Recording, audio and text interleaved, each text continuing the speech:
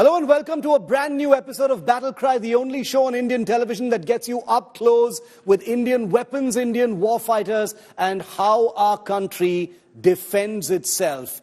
This week, not very good news. India's flagship Made in India fighter jet program, the Tejas, has run into yet another delay, which is more serious than it seems. This is the aircraft that the Indian Air Force is most looking forward to.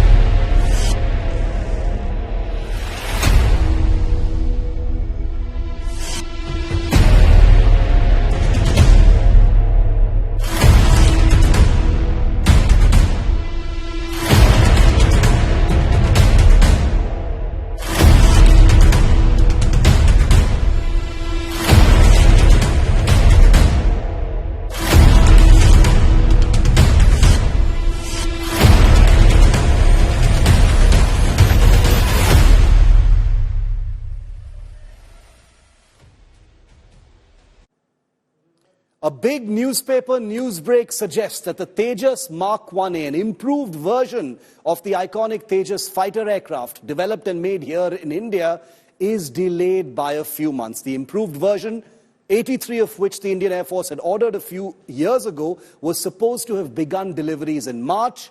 Now we're told there could be a multi-month delay up to 10 months. May not sound like a lot, but it's very serious.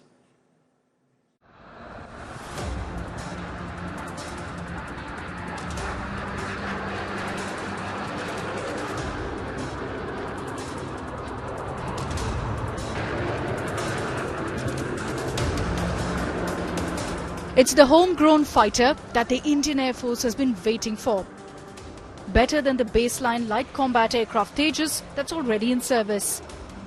This is the improved, better armed, better equipped and more advanced Tejas Mk-1A. But there's a problem. The jet has missed its promised service entry date. The Indian Air Force ordered 83 Tejas Mk-1A jets in 2021 as part of a 47,000 crore deal. The first jet was to enter service in March this year.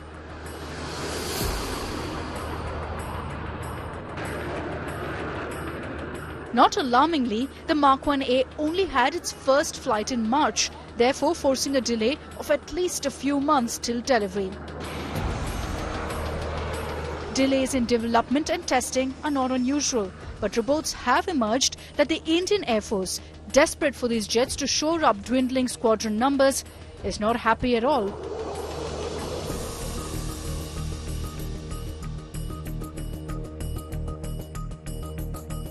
The Indian Air Force is supposed to have 42 fighter squadrons, but has been managing for years with far less than that number.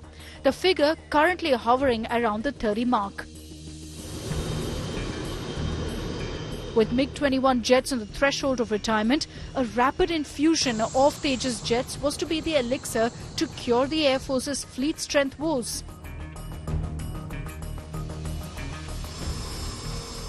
But here's where the next bigger problem arises.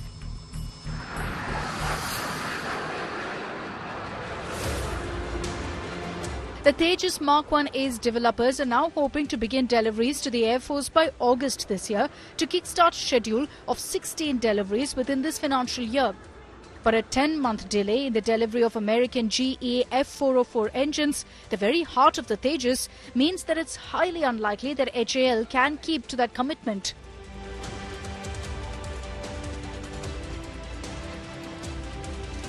A few weeks delay in first delivery isn't the end of the world. A 10-month delay completely upsets the Air Force's plans for numbers and fleet management. And like we said, the Air Force is not at all pleased about this. Having faced a track record of delays and hurdles in the Tejas program, which took its first flight nearly a quarter century ago, the Air Force had hoped that it would be operational in large numbers by now. It must be said that the Air Force is a major proponent of the Tejas and fully believes that this is the jet that will provide credible numbers of a light-medium fighter requirement that the Air Force desperately needs. A 10-month delay means the Air Force will have to keep contingency plans ready again, something it's done several times in the past in the face of delays in local programs. Can the Tejas program stay on track and keep happy a customer who's run out of patience? Bureau Report, India Today.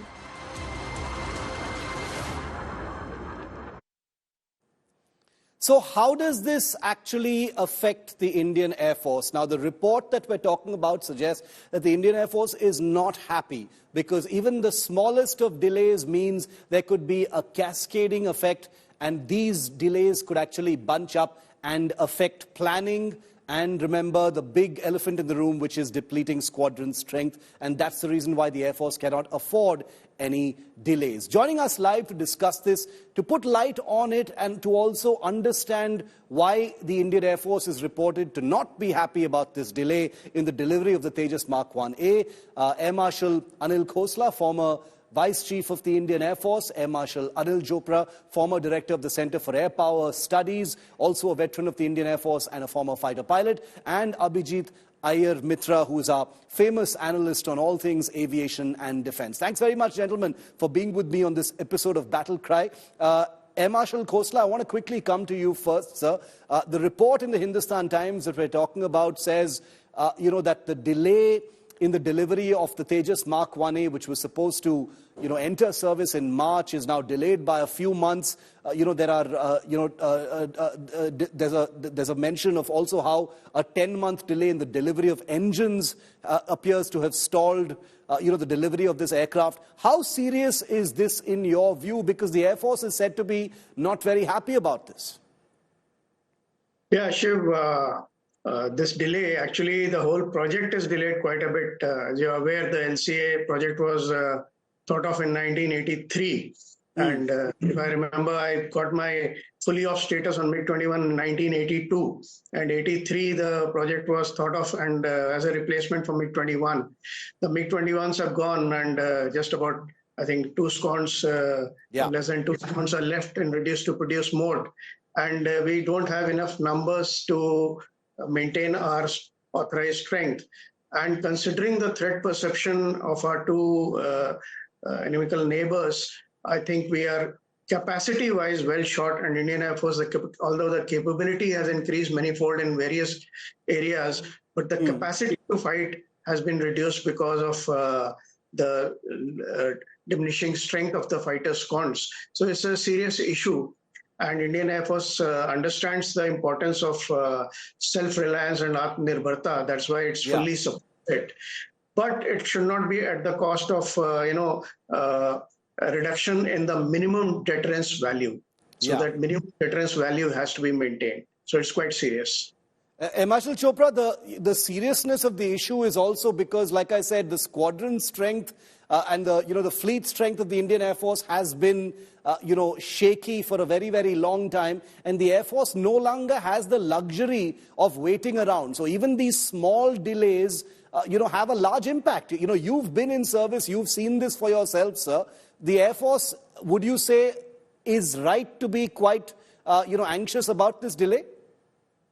Shiv, I must tell you that delay is not small. 7 to 10 months, not a small figure. Considering the fact that, they were to take, from the signing of the contract, they were to take exactly 3 years to deliver the Mk-1As. We understand the engine, G404, there is a delay. There are also local delays here. There are software development delays. So there are internal delays also, but of course, yes, there is a supply chain issues. Nearly 45% of the LCA comes from outside. Engines, electronic boxes, the radar, the large number of other stuff.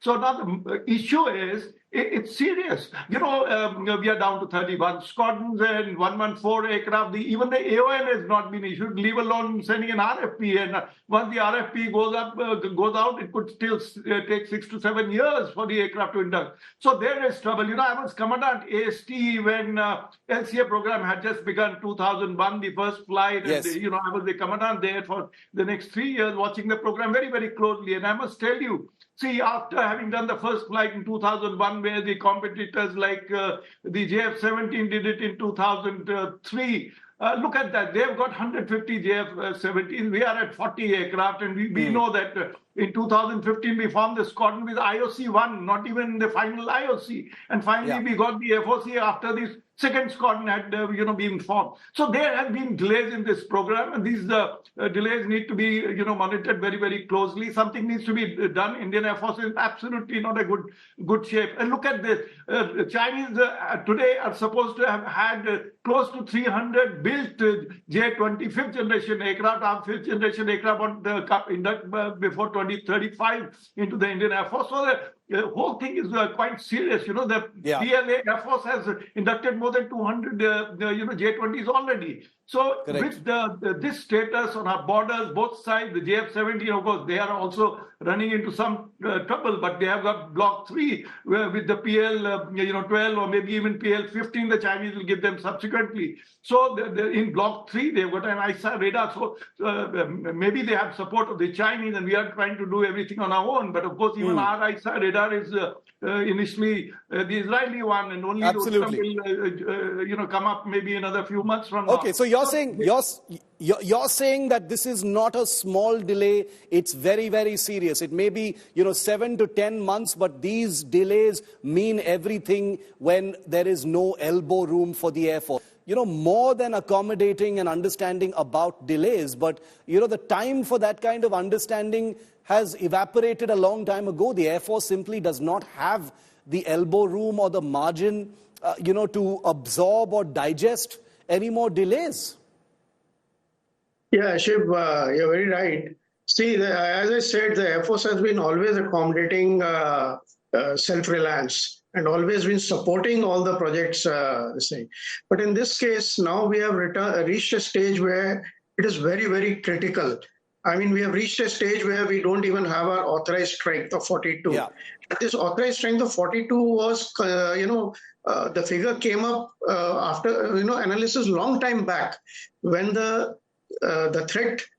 threatening countries, their capability was X. Now their capability has gone into 3X. So now if we do a proper study, I think the required strength will be even higher than 42 squadrons. But we are at a stage that we can't even make up 42 squadrons. So that is the seriousness of the whole issue. And as I said, that word which I'll repeat again, minimum deterrence value. If you don't have that deterrence value, Doklam and Galwan will keep happening. So it's quite a serious issue.